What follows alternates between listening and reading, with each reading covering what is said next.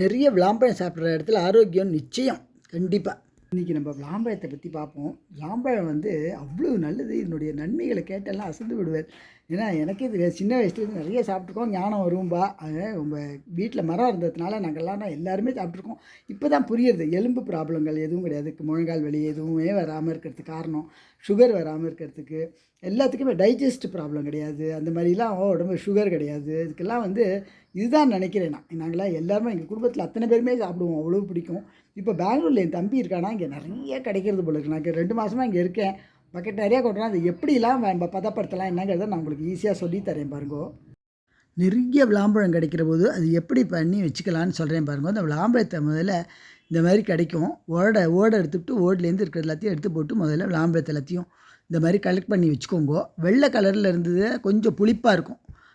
இதுவே கொஞ்சம் கருப்பு கலரில் இருந்தால் நல்லா ஸ்வீட்டாக இருக்கும். அதுக்கு தகுந்த மாதிரி பார்த்து வெல்லம் போட்டுக்கணும். இப்போ இது கொஞ்சம் புளிப்பு இருக்குங்கிறதுனால ஒரு கை விளாம்பழ பேஸ்ட்டுக்கு ஒரு கை வெல்லம் போடலாம். அவ்வளோ இதுவாக இருக்கும். கொஞ்சம் வேணும்னாக்கா துளி உப்பு கூட சேர்த்துக்கலாம். துளி உப்பு சேர்த்துட்டால்னாக்கா உங்களுக்கு வந்து புளிப்பு எடுத்துரும். அதனால் நல்லாயிருக்கும். அப்படியே ட்ரையாக ஜலமெல்லாம் விடக்கூடாது. அப்படியே எடுத்து இது மாதிரி சுற்றி போட்டு எல்லாத்தையும் சேர்த்து வச்சுட்டுருங்க. ஒரு இதில் எடுத்து வச்சுட்டு அதுலேருந்து அப்படியே உருட்டி போடலாம். இந்த மாதிரி எல்லாத்தையும் சேர்த்து வச்சுன்னுட்டு ரொம்ப நல்லது இது உடம்புக்கு. இதை வந்து இந்த மாதிரி ஒரு பெரிய தாம்பாளத்தில் கொஞ்சம் கொஞ்சமாக எடுத்து ஒரு ஸ்பூனால் அழகாக அப்படியே எடுத்து போட்டுருங்கோ.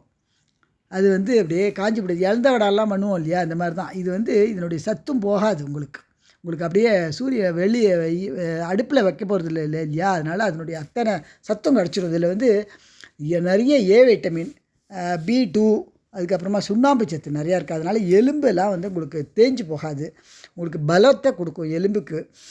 அதே மாதிரி ரொம்ப ஆரோக்கியத்துக்கு, ஜெரிமான சக்திக்கு, வயிற்றுக்கு அவ்வளோ நல்லது, அவ்வளோ டைஜஸ்ட் பவர் உள்ளது. நீங்கள் எதை வேணாலும் நீங்கள் தைரியமாக சாப்பிடலாம். அந்த அளவுக்கு இது வந்து ஜெரிமானத்துக்கு ரொம்ப உதவுறது. இது ரொம்ப அவசியம் தேவை எல்லாருக்குமே. ஆரோக்கியத்துக்கு வந்து அவ்வளோ நல்லது. இப்போ சாயங்கால வேளையில் அதை எடுத்துவிட்டேன்னா இந்த மாதிரி உருட்டிடலாம். இந்த மாதிரி ட்ரையாக கொஞ்சம் காஞ்சி போனதுக்கப்புறம் எடுத்து உருட்டினாலும் நல்லா உருட்ட வரும். டாஃபி மாதிரி இருக்கும். குழந்தைகளுக்கெலாம் கொடுத்து பழக்கம் பண்ணலாம். இது வந்து ரொம்ப அற்புதமான ஒரு ஆரோக்கியத்தை கொடுக்கக்கூடியது இந்த விளாம்பழம். இந்த விளாம்பழத்தை நீங்கள் தவற விடவே விடாதீங்க. இந்த மாதிரி பண்ணி வச்சு சாப்பிடுங்க. ரொம்ப விசேஷ காலங்களில் பச்சடியாகவே பண்ணி சாப்பிடலாம்.